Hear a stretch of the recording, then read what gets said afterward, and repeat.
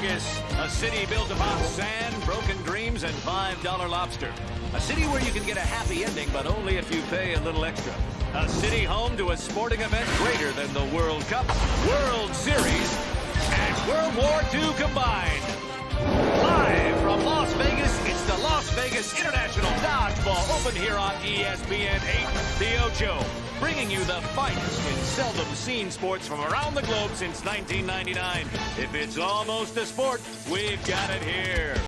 Good evening, and welcome to the Week 3 review of the band of Degenerates.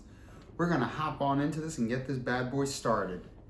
All right, we're going to start off with the worst game of the week. That's the Toilet Bowl game. That was between John DeCommish and Chasen Lexi. And let me tell you, it lived up to its name. A tight 92 to 90 or 98 to 96. Very tight game, but very shitty. It all came down to the very end with Rob Gronkowski just not being able to pull it through for Chasen Lexi. Shitty day for them, and that drops them to 0-3, and they are currently our last place team in the band of Degenerates. Congratulations, guys. I hope you stay there the rest of the year. Next, we have our game of the week game. Team Big N Scrong just absolutely destroying team football team. It wasn't even close. Like, Team Big N Scrong, like, you guys might beat DK Metcalf, because that's just impressive. You guys put Sully in a box and shipped him home. Next, we have Team Mason taking on Team Hop. And let me tell you, Team Hop, you did not have it this weekend. I don't know what was going on. Having too much of a good time, scooping too much ice cream. I don't know what's going on over there, Hop, but you got to figure your shit out. That's 2 games in a row now. I think you've lost.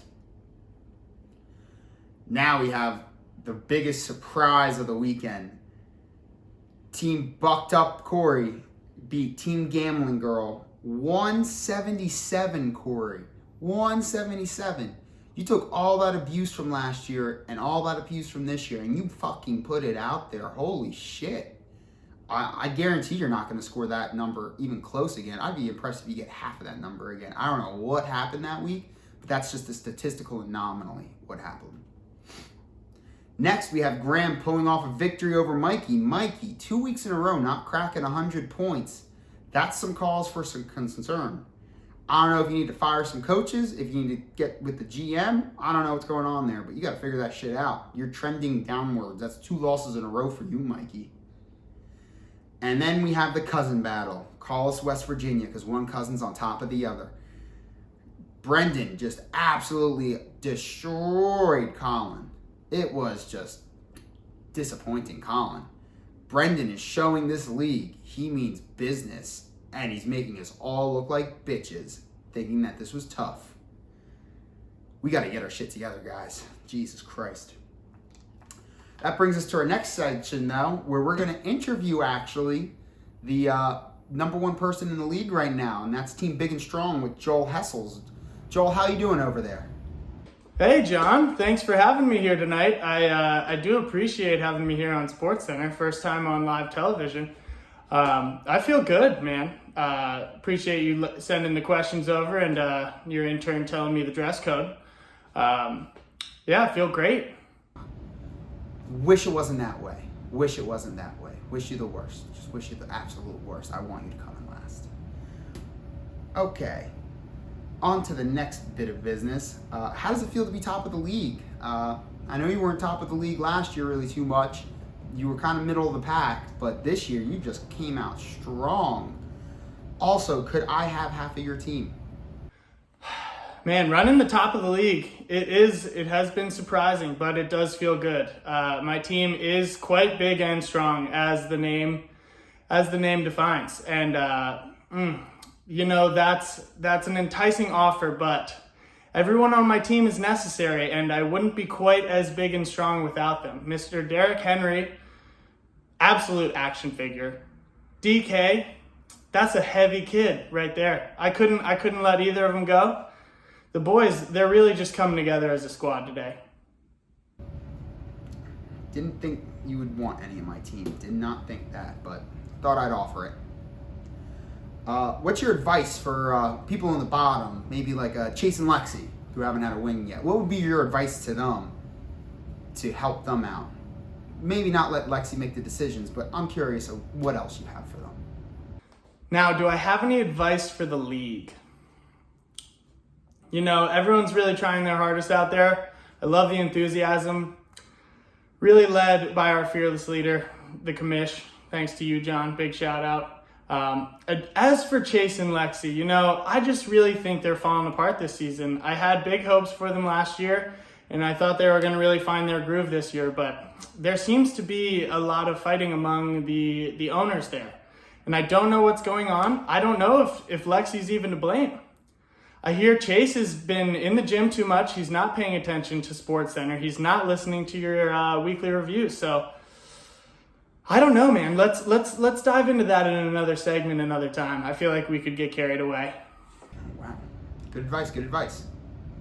What's this I hear about your alcohol consumption leading to wins? Is there a correlation between those two? I've heard you've been drinking a lot, and that's been correlating with all the wins you've been having. And when you don't drink, you don't win as well. So, what's up with that? Is there a correlation between my consumption of alcohol and my winning, my immaculate winning percentage?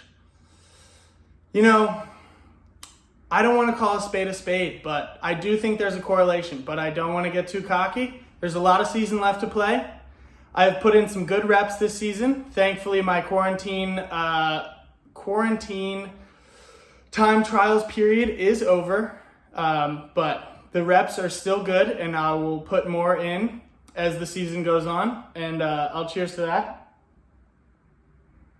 Very interesting stuff there. This final bit of business we have is a little bit of scandal I saw breaking out in the news recently. It's that you are on OnlyFans and you're making content. Can you let us know what's going on with that so our young fans know that this is just hoopla, or is it not hoopla? You know, John, I have heard a few of these rumors about OnlyFans, and I've had a few people reach out to my people requesting that this does occur. It is not going on currently, but let's just say I'm open to it. Have your people reach out to my people. My feet are beautiful. I would open a foot account, and it doesn't just stop there. I got a lot to offer. But yeah, thank you for having me, John. I really appreciate it. This has been a wonderful evening, and let's play some football. Very interesting. Thank you for your time, Joel. It was a real honor to talk to you. Hopefully you don't do well the rest of this year. I want you to come in last place. Thank you. All right, and that brings us to our final bit of business, and that is the Week 4 preview.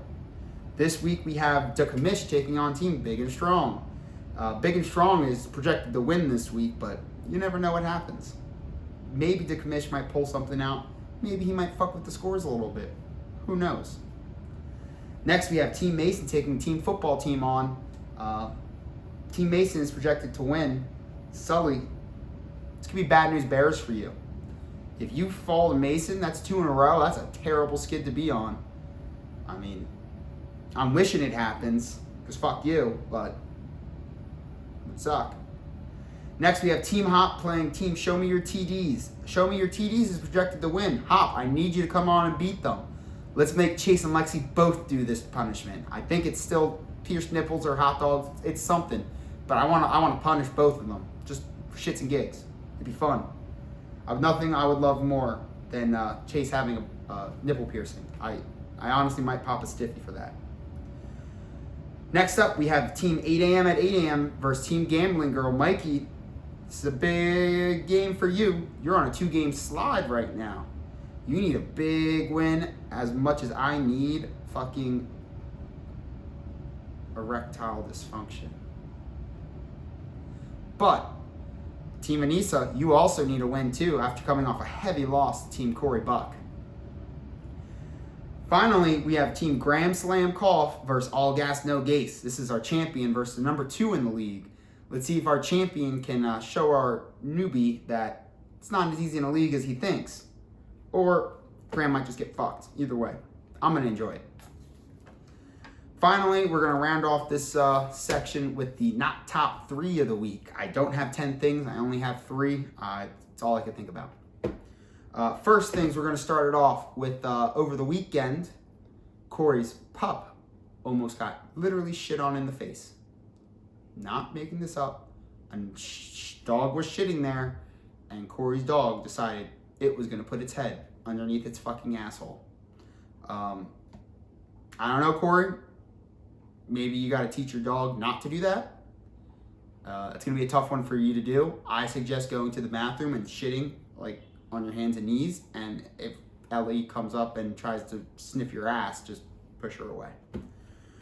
Coming in at number 2, we have Colin and Kyle probably not closing with a girl this weekend. I wasn't with either of them to verify, but just knowing off past experiences, they probably did not close. Probably did not. And I tip my cap to you guys. Maybe there's always next week. Finally, our number 1 not top play of the week. We had John Canepa sitting in a chair and breaking the floor. Very tough time for you, John, you fat fuck. Can't sit in a chair and fucking crack that shit. Ugh. How about you go to a gym, you idiot?